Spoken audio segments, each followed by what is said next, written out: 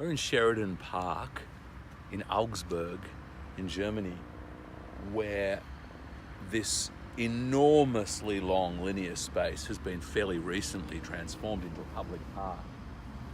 And Cassian Schmidt had told us about some of the amazing perennial plantings here. And, well, we're absolutely delighted to turn up and find stuff that's this interesting. I mean, it's really basic and really simple in a way, but it's the simplicity on the other side of complexity. You can't do something this good with this few plants unless you know a lot of plants and you know that you're choosing the very best of plants.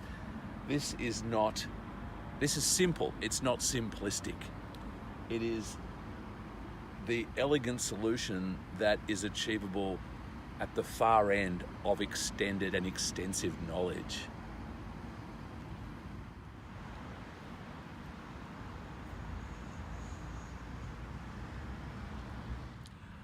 I've got to a really awful stage in my horticultural knowledge where I find it difficult to admit when I don't know stuff.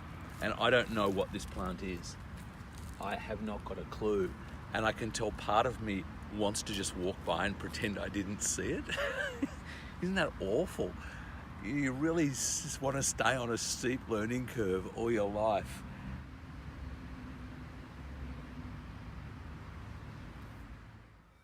It's no mean feat turning a great big long ribbon of open ground into an interesting and engaging space.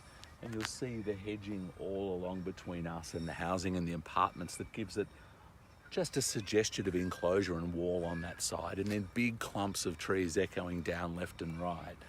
And then these massive wide paths that are doing these big sigmoid curves, and every time it goes swinging out to the right it splits into two and then swings into the left and has a kind of crescent shaped bed in between with really interesting planting. So while on a plan the space looks long and linear, in reality and the way you experience it is this great big long snaky opening and closing space. It's really interesting and compelling.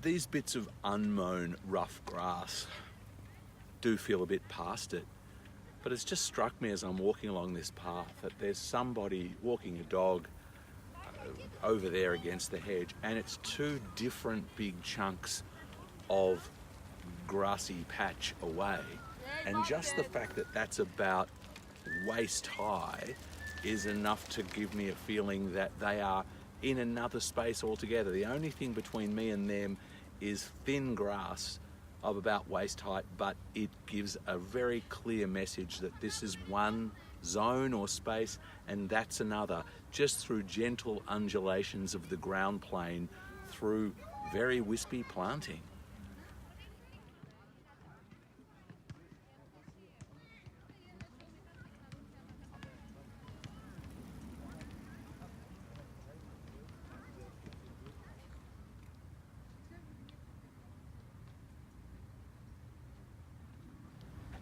Is that not one of the most original things you've ever seen in a public park?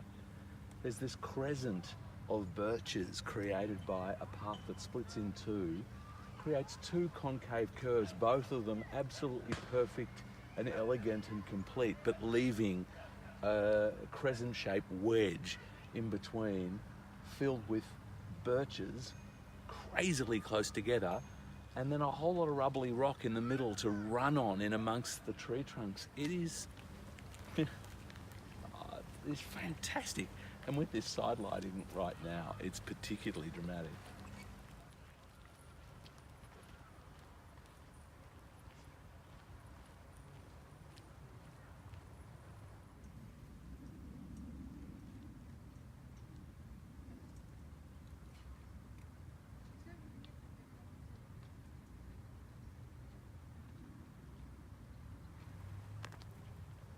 I'm loving this kind of two-tiered arrangement of this, that the Rudbeckia is sitting hovering with its amazing greeny yellow seed heads that are going off to this kind of rusty brown, hovering above the panicum.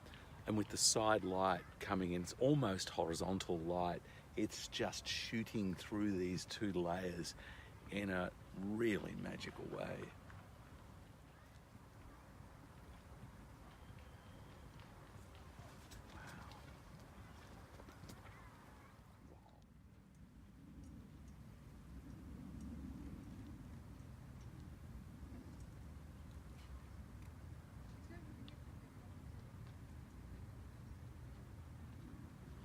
We've just finished walking through Sheridan Park, or one big section of it, and it's so amazing to see how many people are here and engage with it. There's so much going on with bikes and basketballs and kids climbing on rocks, and you know that that kind of engagement isn't just about space, it's about really good design.